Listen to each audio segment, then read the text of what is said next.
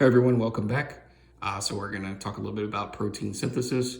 Basically, if you'll pardon the pun, we're going to synthesize the information from Mr. O'Connor's 2 videos. So if you have not yet watched those videos, please watch those first.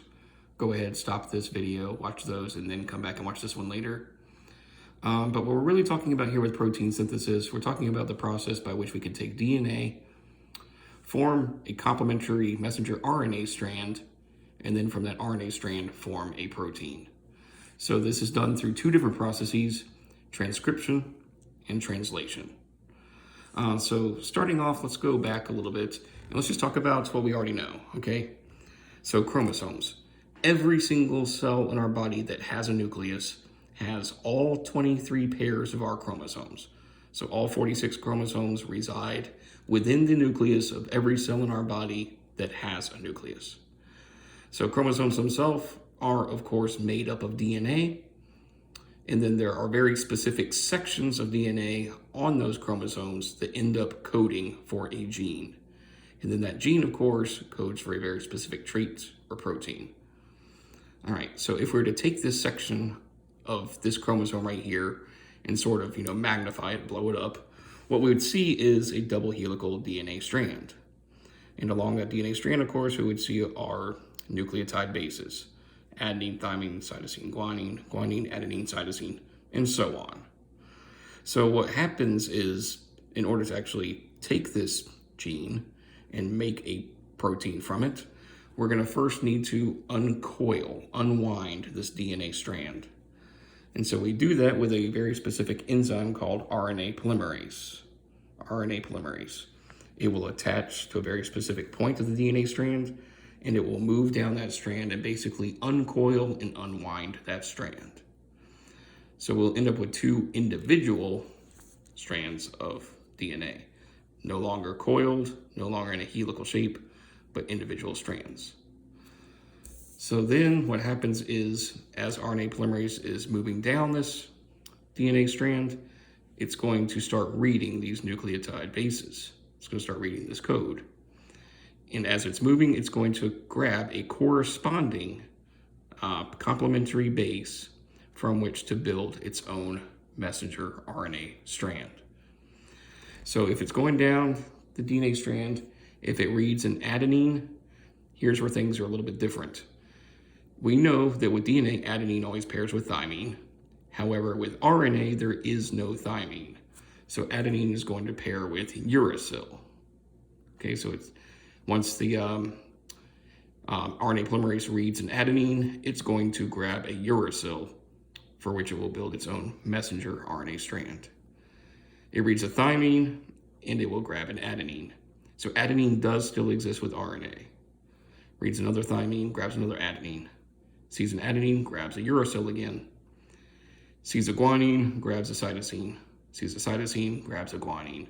And so it's just building out this complementary base pair strand from the original DNA template.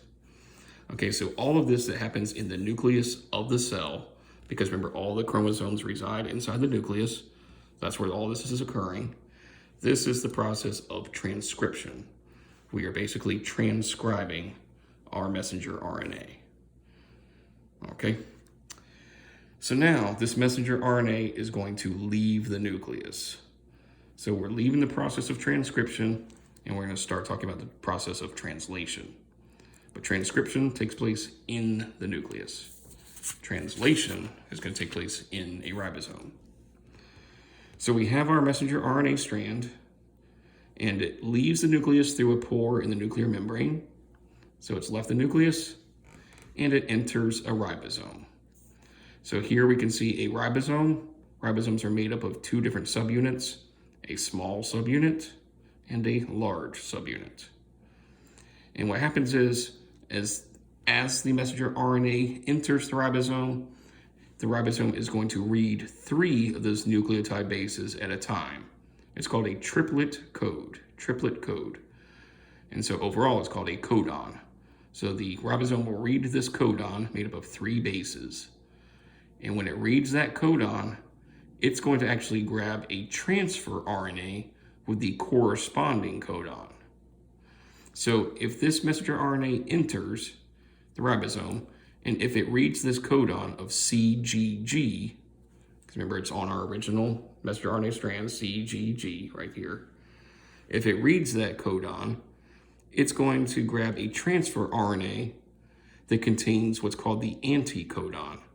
So if you remember, cytosine always pairs with guanine, and guanine always pairs with cytosine. So if it's CGG, it's going to get a transfer RNA that has the code GCC. That's the anticodon. That anticodon from that transfer RNA molecule is going to be carrying along with it an amino acid. This amino acid, I don't know what the code off the top of my head is for CGG, but I just made up one. I said it's valine. So it's going to grab the amino acid that corresponds with that triplet code, with that codon, and it's going to drop it into place. Once the transfer RNA molecule drops that amino acid into place, it's going to leave. And then the next triplet code will enter the ribosome, and the transfer RNA for that particular codon will then take its place and drop off its amino acid. And so we get this chain of amino acids building. And what holds these chains of amino acids together are called peptide bonds. So it's building what's called a polypeptide. This is a polypeptide. Polypeptide is nothing more than a chain of amino acids linked together by peptide bonds. So each transfer RNA comes in, brings its corresponding amino acid, and leaves. The next triplet code enters, and the same process continues, until eventually a triplet code enters that actually codes for stopping. Basically, this just means stop making this particular amino acid sequence, this particular polypeptide. Once the stop code is reached, the ribosome will basically fall apart. The large unit and the small subunit will fall apart, and our amino acid chain will stop being built. Our polypeptide will stop being built. So right now what we're left with is just a chain of amino acids, and what we know from previous units is a chain of amino acids all together, if you just read off their names, is what's called the primary structure of a protein. That's our primary structure. Once our primary structure is formed, what will happen is this polypeptide will then go through the endoplasmic reticulum, the lumen of the endoplasmic reticulum, and be folded. It's going to be folded into a secondary structure, a tertiary structure, and a quaternary structure. All this should be somewhat familiar because we did go through this and you did have a test on this. So this is the process by which these amino acids are brought over and folded into a protein. Okay, so for example, if you want to know kind of the difference between a polypeptide and a protein, so proteins typically are about 50 amino acids, greater than 50 amino acids chained together, linked together. Okay, so when you have more than 50 amino acids linked together, then basically you have a protein. All right, anything less than that, and we'll still just call it a polypeptide. And sometimes various polypeptides can go on to form other things like maybe hormones or just other things the body might need. So, but if it's greater than 50 amino acids, typically we call that a protein. Hemoglobin, for example, is a protein. It is made up of 51 amino acids. 51 amino acids that are folded into a quaternary structure. That quaternary structure actually still contains alpha and beta helices. You remember that from secondary structure. But they're arranged in such a way that you have multiples of them all linked together. And they're arranged in such a way that you end up with a sort of basket shape in the middle. This basket shape in the middle can hold oxygen. The purpose of hemoglobin is it's in red blood cells, and it's there to carry oxygen to wherever it's needed in the body. On the corners of the hemoglobin molecule, you have 4 iron atoms. So this is Fe for iron. 4 iron atoms. So iron kind of acts as like a magnet for oxygen.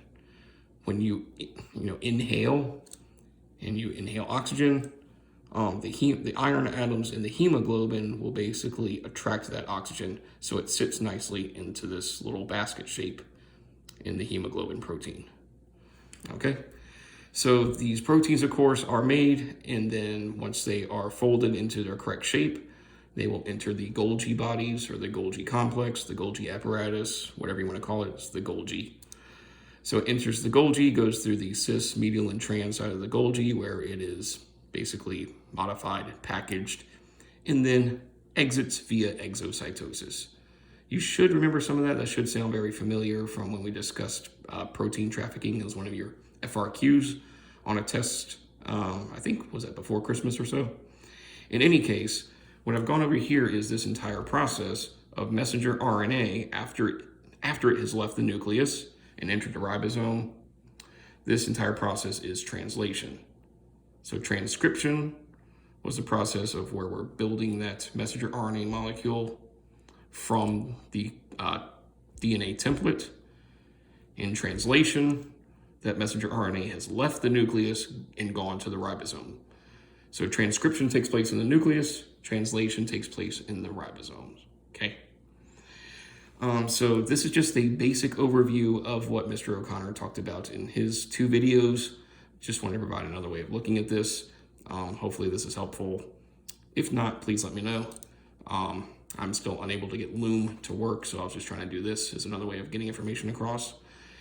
But if this actually just left you more confused, then I apologize. Just let me know. Feel free to send me an email if you have any questions. You do have a couple of assignments. There is a worksheet assignment that you're going to be working on. And also, there will be a quiz at the end of this week, a very short quiz, maybe 8 questions maximum. For the quiz, though, I would definitely know, where the processes of transcription and translation take place. And I'd also know how to read that codon chart. Okay, so Mr. O'Connor goes over that in his video, the second video.